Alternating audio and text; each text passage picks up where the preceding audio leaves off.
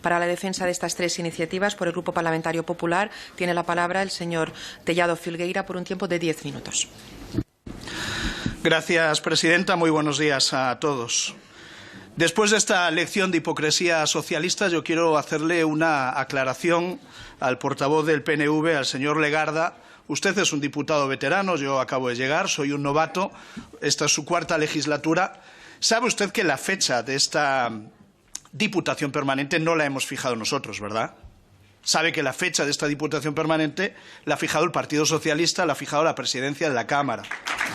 Que nuestras peticiones datan de hace un mes. Nuestras peticiones urgentes eran de hace un mes y que se debaten hoy, porque han estado un mes en la mesa de la señora Armengol, paradas, frenadas, en el congelador de la señora Armengol. Y ahora que el PNV dice que está comprometido con la causa de Venezuela por la libertad, explíquele usted a sus votantes por qué hoy no van a apoyar nuestra petición de que el presidente del Gobierno y el ministro de Asuntos Exteriores expliquen la postura de España con respecto a lo que está sucediendo en Venezuela. Explíqueselo usted, porque le he dejado sin excusas en este debate. Muy bien. Señorías, el pasado 28 de julio se celebraron en Venezuela unas elecciones trascendentales en su transición de la dictadura que hoy padece a la democracia que todavía anhela. La cita llegó precedida por unos antecedentes dramáticos. El régimen de Maduro había incumplido en reiteradas ocasiones los acuerdos de Barbados, destinados a asegurar unas elecciones con todas las garantías. Había impedido a María Corina Machado presentarse a las elecciones, inhabilitándola de forma irregular por un periodo de 15 años. Había vetado la presencia de la mayoría de observadores internacionales independientes, incluida la Unión Europea.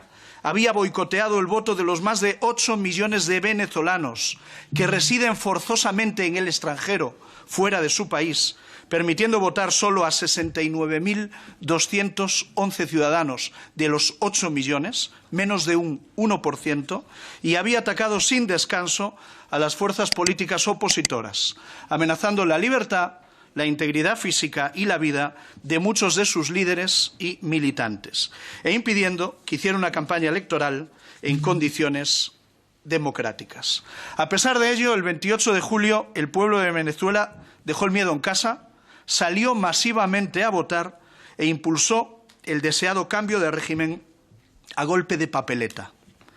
Nosotros, una delegación del Partido Popular, hicimos todo lo que estuvo en nuestra mano para estar allí, respondiendo a la invitación de María Corina Machado y Edmundo González Urrutia, que como amigos quisieron que les acompañáramos de acuerdo a lo establecido en los acuerdos de Barbados, que contemplaba la existencia de observadores internacionales y también de invitados de las distintas candidaturas. Nosotros acudíamos como invitados de la candidatura de Edmundo González Urrutia. Ya les contesto yo antes de que me lo planteen. ¿Y quién pagó el viaje del Partido Popular? El Partido Popular. Otros no pueden dar explicaciones sobre sus viajes. Todavía no sabemos quién sufragó el viaje de José Luis Rodríguez Zapatero, si fue Maduro, si fue el Partido Socialista o si fue alguna empresa con intereses económicos en la zona vinculados a esas personas. Desgraciadamente, el chavismo no permitió nuestra entrada en nuestro país y nosotros estuvimos desatendidos por parte del embajador de España en Venezuela, siguiendo órdenes directas del Ministerio de Asuntos Exteriores, del titular de ese ministerio. Y pisando el suelo de Caracas, cerró el paso a aquellos que estábamos allí para apoyar una causa justa y una causa democrática, mientras, eso sí, abría las puertas a los que acudieron a Venezuela para ayudar a la supervivencia de una dictadura criminal. Y hablo de Juan Carlos Monedero, del José Luis Rodríguez Zapatero o de los representantes de Bildu y de BNG, que ya sabían el resultado electoral incluso antes de que los venezolanos votasen. Sabían que tenía que ganar Maduro. Después del 28 de julio, el chavismo se aferró a unos resultados infundados, tardíos, orales, inverosímiles, y utilizó al Consejo Nacional Electoral y al Tribunal Supremo de Justicia para ejecutar un fraude político descarado y sin el más mínimo complejo, merecedor de la repulsa de la misión internacional independiente de la ONU, que alertó de la falta de imparcialidad e independencia de ambas instituciones, reconociendo su papel decisivo dentro de la maquinaria represiva del chavismo. A la par que el Centro Carter, único observador internacional independiente habilitado, concluyó que las elecciones, y leo textualmente y entrecomillado, no podían ser consideradas como democráticas y sentenció que la falta de publicación de los resultados desglosados por mesa constituía una grave violación de los principios electorales. Afortunadamente, el intento de fraude chavista se topó con un muro democrático admirable y un muro democrático conmovedor. En una labor heroica, la oposición victoriosa recopiló el 83% de las actas electorales, de las actas de escrutinio, y de forma pública, transparente y verificable demostró que el ganador de las elecciones fue Edmundo González Urrutia con el 67% de los votos. Carece de sentido continuar insistiendo a las autoridades chavistas en la publicación de unas actas que nunca han querido publicar y que ha conseguido hacer públicas la oposición y no el Gobierno, porque esas actas ya están al alcance de todo el mundo y esas actas han demostrado una validez que ha sido avalada rotundamente. Pero no porque lo diga el Partido Popular, sino porque así lo dice el informe preliminar del panel de expertos electorales de la ONU. Así lo dice la Organización de Estados Americanos a través de su secretario general, así lo dice el alto representante de la Unión Europea, así lo dicen medios de comunicación de ámbito internacional como el Washington Post, el Financial Times o El País, aquí en España, así como varios trabajos académicos que concluyen la fiabilidad de los datos que ha conseguido aportar la oposición venezolana. Confirmada su validez, solo hay una conclusión. Edmundo González Urrutia es el ganador de las elecciones en Venezuela y, por tanto, debe ser considerado como el presidente electo de Venezuela. Y Nicolás Maduro tiene que ser considerado como el perdedor acreditado y debe aceptar el resultado y debe iniciar un traspaso de poderes que debe permitir el inicio de la presidencia de Edmundo González Urrutia en enero de 2025. Desde la verificación de las actas, la estrategia de las fuerzas democráticas en Venezuela ha permanecido inalterada. Siguen utilizando las mismas herramientas que les permitieron ganar abrumadoramente las elecciones, destacando las multitudinarias y globales manifestaciones del pasado 17 de agosto.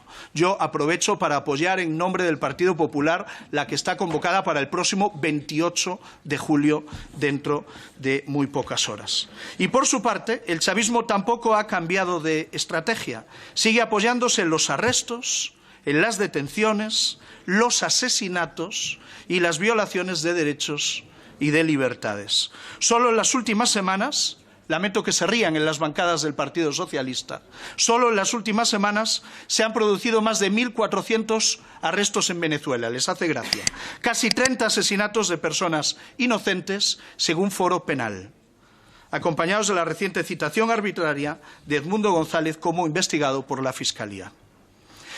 ¿Qué ha hecho el Gobierno de España? Mire, llegados a este punto, esa es la pregunta. ¿Qué ha hecho el Gobierno de España ante todo esto? Ha suscrito 2 declaraciones conjuntas el 3 y el 16 de agosto solicitando la publicación de las actas. Hacer algunas declaraciones a cargo del Ministerio de Asuntos Exteriores, el señor Álvarez, que hemos visto cómo se niega a concluir que Venezuela a día de hoy es una dictadura. ¿Y qué ha hecho el Gobierno? Pues guardar un silencio atronador, pues no hemos escuchado a Sánchez ni una sola palabra de condena, ni del fraude electoral, ni de la represión que ha continuado al fraude electoral. ¿Qué le pedimos desde el Partido Popular al Gobierno de España? Pedimos al Gobierno de España que vaya mucho más allá de lo que ha ido. Es completamente insuficiente lo que ha hecho el Gobierno de España en relación con Venezuela. Pedir la publicación de las actas ya no es suficiente. Es necesario y conveniente el reconocimiento de Edmundo González Urrutia como ganador acreditado de las elecciones presidenciales, tal y como ya han hecho otros países, Estados Unidos, Canadá, Uruguay, Argentina, Ecuador, Panamá o Costa Rica. Pedimos al Gobierno de España que lidere todo esto, que no simplemente se adhiera a otras declaraciones, que lidere. Suscribir declaraciones conjuntas ya no es suficiente. los estrechos vínculos de España y Venezuela nos obliga a ser protagonistas y no a ser un actor de reparto como pretende ser el Partido Socialista y Pedro Sánchez. Pedimos al Gobierno que siga el ejemplo de líderes de otros países, como el presidente de la República de Chile, por ejemplo, al que ser de izquierdas no le impide llamar a las dictaduras por su nombre.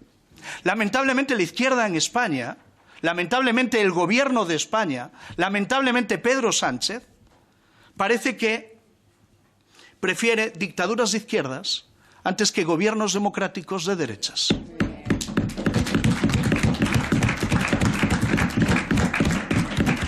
Y eso es lo que les lleva a actuar como actúan en Venezuela o como actúan con respecto a otros países como Cuba. Nadie entiende que el Gobierno de España esté tan dispuesto a tomar la delantera en un asunto como Palestina y no esté dispuesto a llevar la delantera en un asunto tan importante como es el de Venezuela, con el que tenemos vínculos históricos clarísimos. ¿Y qué pedimos al Gobierno de España? Pedimos que informe a estas Cortes en materia de política exterior. Si está en contacto permanente con el régimen chavista, como ha dicho el señor Álvarez, exigimos que nos explique por qué no se publican las actas electorales. ¿Por qué el Gobierno no las publica cuando la oposición sí lo ha hecho? Exigimos explicaciones al Gobierno de España sobre su tibieza. ¿Tiene algo que ver con las maletas de Delcy Rodríguez? ¿Con los intereses económicos del expresidente Rodríguez Zapatero, que ha abochornado a todos los demócratas españoles? ¿O con la cercanía ideológica de su Gobierno con el régimen chavista? Exigimos una explicación al silencio de Sánchez, que desde el 31 de julio no ha pronunciado ni una sola palabra sobre lo que está sucediendo en Venezuela. Y exigimos luz sobre las tinieblas que rodean la relación de José Luis Rodríguez Zapatero con la República Bolivariana de Venezuela. ¿Por qué el Gobierno valora y aprecia su labor en Venezuela? ¿Cuál es exactamente su labor? ¿A qué se dedica? ¿Por qué no firmó la petición del Grupo de Puebla para que se publicaran las actas? ¿Cuáles son sus intereses en Venezuela? Por todo lo anterior, con estas tres iniciativas agrupadas, pedimos la comparecencia urgente y extraordinaria del presidente del Gobierno y del ministro de Asuntos Exteriores aquí en el Congreso de los Diputados, para arrojar luz donde hay demasiada oscuridad y para que desde esta Cámara lancemos un mensaje claro al pueblo de Venezuela y que defendamos entre todos una Venezuela libre y una Venezuela democrática. Nada más y muchas gracias. Muy bien.